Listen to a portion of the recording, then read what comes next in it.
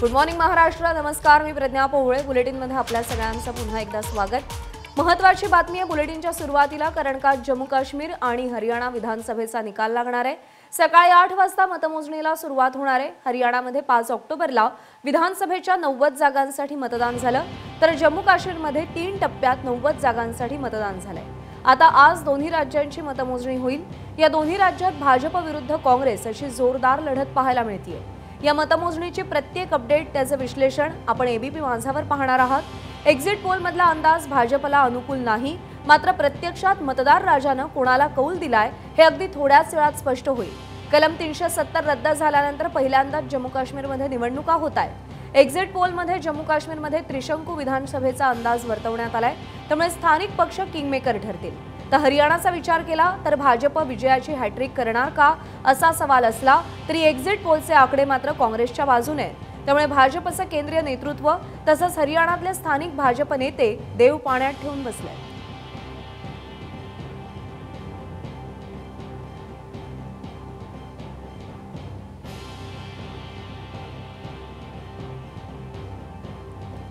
आणि यानंतर आपण थेट हरियाणामध्ये जाऊयात. सोमेश कोलगे आपले प्रतिनिधी सध्या आपल्यासोबत आहेत. सोमेश, तुम्ही हरियाणातल्या पानिपतमध्ये सध्या आहात. पानिपतच्या भूमीचं आपल्या राज्यासाठी एक वेगळं ऐतिहासिक महत्त्व आहे.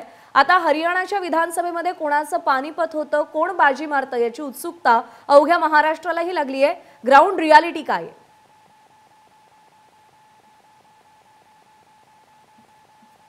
आता आपण पाहू शकतो प्रज्ञा की अनेक ठिकाणी कॅन्डिडेट्स जे आहेत ते त्यांच्या घरातून नुकतेच बाहेर पडत आहेत, किंवा अनेक ठिकाणी अजूनपर्यंत काउंटिंग सेंटरपर्यंत अनेक कॅन्डिडेट हे पोहोचलेले नाही आहेत. परंतु आज एका प्रश्नाचं उत्तर मिळणार आहे, ते म्हणजे हरियाणामध्ये नेमके एक्झिट पोल खरे ठरून खरोखरच भाजपचं पानिपत होणार आहे, किंवा ज्या प्रकारे 2024च्या लोकसभेमध्ये किंवा त्यापूर्वी छत्तीसगड आणि राजस्थान आणि मध्य प्रदेशच्या निवडणुकांमध्ये एक्झिट पोल खोटे ठरले होते, त्या प्रकारची परिस्थिती निर्माण होणार आहे का? या सगळ्या प्रश्नांची उत्तर आज हरियाणातून मिळणार आहेत. तर दुसऱ्या बाजूला जम्मू काश्मीरमध्ये एक प्रकारे कोणालाही स्पष्ट बहुमत नाही अशी परिस्थिती निर्माण होईल असा एक अंदाज वर्तवला जातोय. आणि विशेष म्हणजे भाजपचे जे जम्मू काश्मीरमधील नेते आहेत ते सगळेजण प्रचंड कॉन्फिडंट आहेत की आम्हीच सरकार स्थापन करू.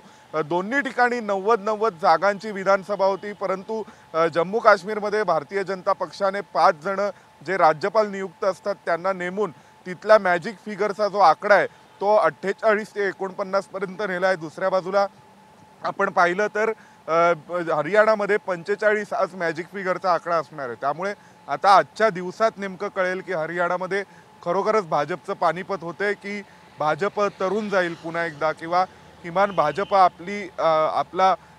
आपल्याला एक किमान फेज सेव्हिंग मिळेल, इतकी तरी जागा मिळवू शकेल. सोमेश, जम्मू काश्मीर विधानसभेचा निकाल सुद्धा आज लागतोय. हरियाणाचे अपडेट्स तर आपण जाणून घेतले, पण उत्सुकता आहे ते जम्मू काश्मीरची, कारण का 370 हटवल्यानंतर पहिल्यांदाच तिकडे निवडणुका होत आहेत. एक्झिट पोल सांगताय की त्रिशंकू परिस्थिती असेल. काय होऊ शकतं, काय अंदाज? नक्कीच प्रज्ञा, जम्मू काश्मीरमध्ये अतिशय मिक्स्ड असे रिझल्ट्स पाहायला मिळतील. विशेष म्हणजे जम्मू काश्मीरमध्ये पीपल्स कॉन्फरन्स सारखा पक्ष आहे. जमाते इस्लामवर बंदी होती, परंतु त्यांनी पाठिंबा दिलेले किंवा त्यांचे नेते राहिलेले अनेक उमेदवार हे रिंगणात उतरलेले आहेत. भारतीय जनता पक्ष हा जम्मूमध्ये मोठा पक्ष ठरेल अशी स्थिती आहे. दुसऱ्या बाजूला काश्मीरमध्ये नॅशनल कॉन्फरन्स आहे, PDP आहे.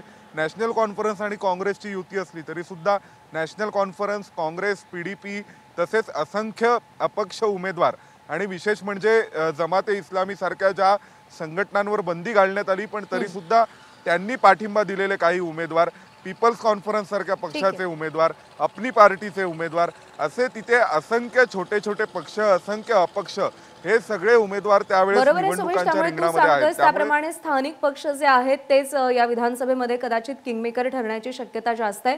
अपडेट जाणून घेत राहू सोमेश. सध्या धन्यवाद दिलेल्या माहितीसाठी. एबीपी माझा, उघडा डोळे बघा नीट.